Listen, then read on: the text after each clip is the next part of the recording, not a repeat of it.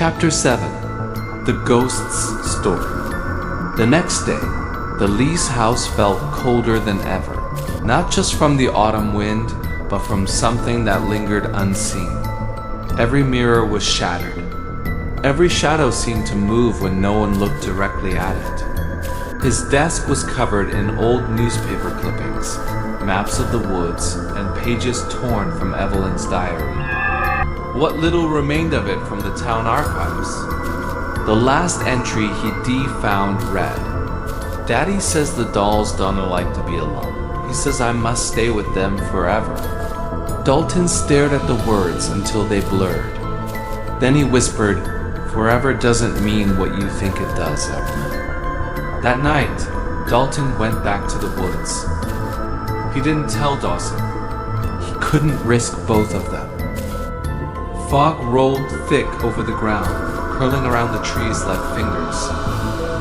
He carried a lantern and Evelyn's diary, following the trail where he'd last seen the cabin. The woods seemed alive again, whispering softly. Dalton. He spun around, heart pounding, but nothing's there. Then he saw the faint yellow light in the distance, the same one from that first night. The cabin had returned. When he went inside, everything was just as before. The toys, the cracked wallpaper, the circle of dolls. But this time, Evelyn waited for him. She stood in the center of the room, her white dress fluttering like mist. Her eyes glowed faintly in the lantern light. "Why are you doing this?" Dalton demanded. "Why my sister?" Evelyn tilted her head. "She's like me." "What do you mean?" Dalton asked, confused. "She listens. She hears them. Dolls don't talk to everyone. Only the ones who can see." "The ones who can see what?" Dalton asked. Evelyn's lips curled into a sad smile. "The in-between, where the forgotten things go." Dalton took a step closer. "You were trapped here, weren't you?"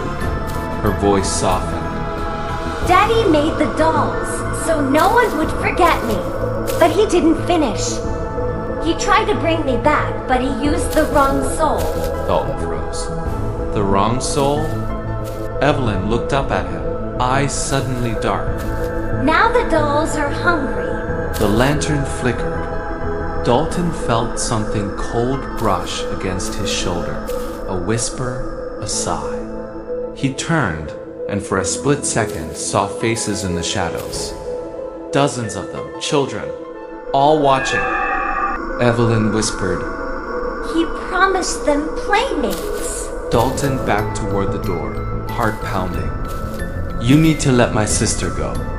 Evelyn stepped forward, her voice trembling between a child's tone and something ancient. "She is me now." The cabin began to shake. Dolls tumbled from the shelves, landing on the floor in perfect rows. Dalton shouted, "Kaylee! If you can hear me, fight her." The humming started again, louder, faster. The lantern went out, plunging the cabin into darkness. And then, for just a moment, a flash of light. Kaylee's face appeared where Evelyn's had been. She looked terrified. "Dalton, help me!" Dalton reached out, but his hand passed through her like mist. Evelyn's voice hissed from everywhere at once. "You can't save her. You can only join her." The floor split open beneath him. Cold air rushed up from the darkness below, the smell of smoke and burnt wood. He fell through, landing hard on charred floorboards. He was back in the ruins of the old toy shop. Every shelf was filled with dolls, all of them burned, blackened, their eyes still glinting faintly. And in the center of the room, half buried in ash, lay a single wooden music box. Dalton turned the handle. It began to play Evelyn's lullaby, slow, off-key. A voice whispered from behind him. "Trade places with her, and she go free." He turned. Evelyn stood there, holding Kaylee's doll in her hands. "Choose," she said. One soul stays. One soul goes. Dalton shook his head. No. Evelyn smiled sadly. That's what Daddy said too. The music box wound out. The song ended. And in the silence that followed, Dalton realized something chilling. The doll she held wasn't Kaylee's anymore. It was his.